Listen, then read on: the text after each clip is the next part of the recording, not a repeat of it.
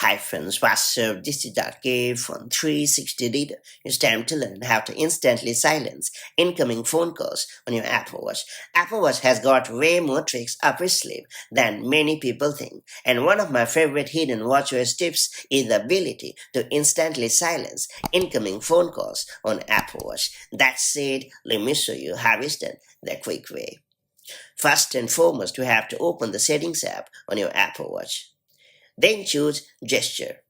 After that, ensure that the toggle next to Cover to Mute is turned on.